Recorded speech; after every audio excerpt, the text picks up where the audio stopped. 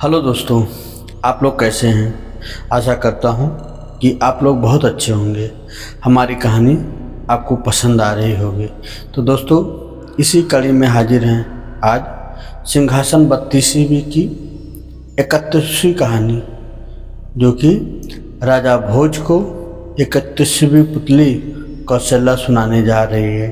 तो चलिए ज़्यादा देर न करते हुए कहानी की तरफ बढ़ते हैं और कहानी सुनते हैं। नमस्कार दोस्तों, मैं कृष्णा मौर्य हाजिर हूँ सिंहासन 32वीं की एक और कहानी लेकर। आज कहानी का शीर्ष कहानी कौशल्या राजा भोज को सुनाने जा रही है। राजा विक्रमादित्य की दान, वीरता और यश की गाथा। तो चलिए कहानी को सुनते हैं। 31वीं पुतली, जिसका नाम कौशल्या था, उसने राजा विक्रमादित्य की कहानी इस प्रकार कही।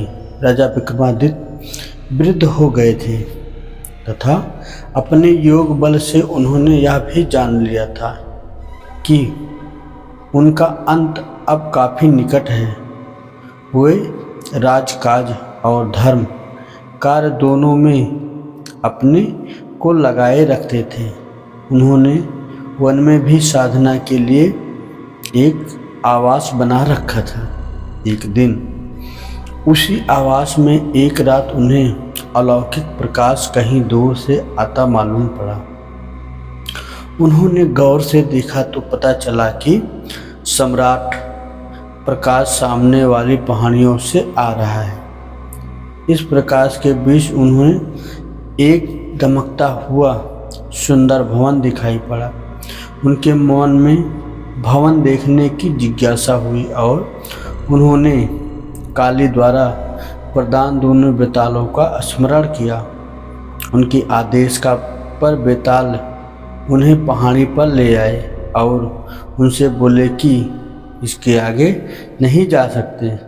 कारण पूछने पर उन्होंने बताया कि उस भवन के चारों ओर योगी ने तंत्र का घेरा डाल रखा है तथा उस भवन में उसका निवास है। उन घेरों के भीतर वही प्रवेश कर सकता है जिसका पुण्य उस योगी से अधिक हो। विक्रमादित्य ने सच जानकर उस भवन की ओर कदम बढ़ा दिया। वे देखना चाहते थे कि उनका पुण्य उस योगी से अधिक है या नहीं। चलते चलते वे भवन में प्रवेश द्वार तक पहुंच गए। एकाएक कहीं से चलकर एक अग्निपिंड आया और उनके पास स्थिर हो गया। उसी समय भीतर से किसी का आज्ञा भरा स्वर सुनाई पड़ा। वह अग्निपिंड सरक कर पीछे चला गया और प्रवेश द्वार साफ हो गया। विक्रम अंदर घुसे तो वही आवाज़ उनसे उनका परिचय पूछने लगी।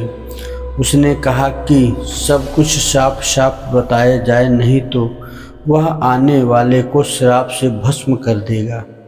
विक्रम तब तक कक्ष में पहुंच चुके थे।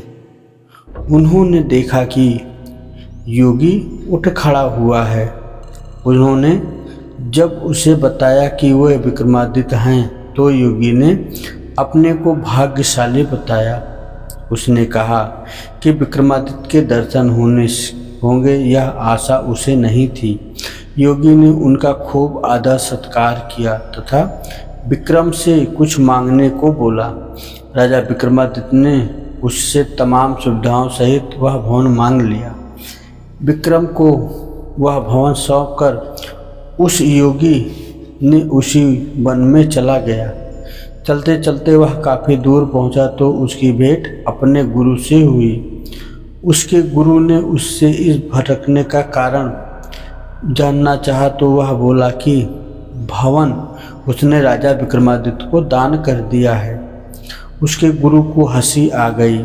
उसने कहा कि इस पृथ्वी के सर्वश्रेष्ठ दानवीर को वह क्या कर दान दे करेगा। और उसने विक्रमादित्य के पास जाकर ब्राह्मणों के रूप में अपना भवन फिर से मांग लेने को कहा। वह भेष बदलकर उस कुटिया में विक्रमादित्य से मिला जिसमें वह साधना करते थे। उसने रहने की जगह की याचना की। विक्रमादित्य ने उसे अपनी इच्छित जगह मांगने को कहा तो उसने वह भवन मांगा। विक्रमादित्य ने मुस्कुराकर कहा कि वह भवन ज्यों का त्यों छोड़कर उसी समय आ गए थे। उन्होंने बस उसकी परीक्षा लेने के लिए उससे वह भवन लिया था। इस कथा के बाद 31वीं पुतली ने अपनी कथा खत्म नहीं की। वह बोली, राजा विक्रमादित्य भले ही देवताओं से बढ़कर गुण वाले और इंद्रासन के अधिकारी माने जाते थे, तो मानव ही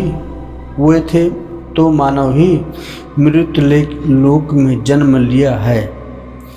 इसलिए एक दिन उसे यह लीला त्याग दी। उनके मरते ही सर्वत्र हाहाकार मच गया कि प्रजा शोकाकुल होकर रोने लगी।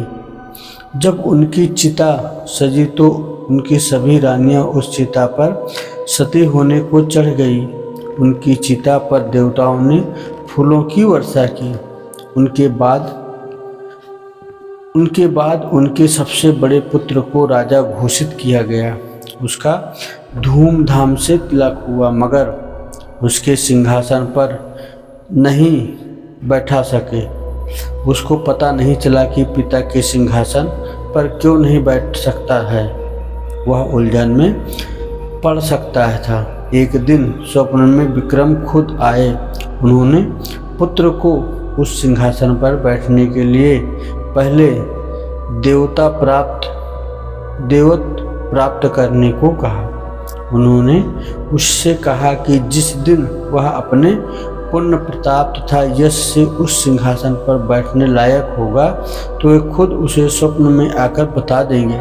मगर विक्रमादित्य उसके सपनों में नहीं आए तो उसे नहीं सूझा कि सिंहासन का क्या किया जाए। पंडितों और विद्वानों के परामर्श पर वह एक दिन पिता का स्मरण करके सोया तो विक्रम सपने में आए। सपने में उन्होंने उससे सिंहासन को जमीन में गड़वा देने के लिए कहा तथा उसे उज्जैन छोड़कर अम्बावती में अपनी नई राजधानी बनाने की सलाह दी।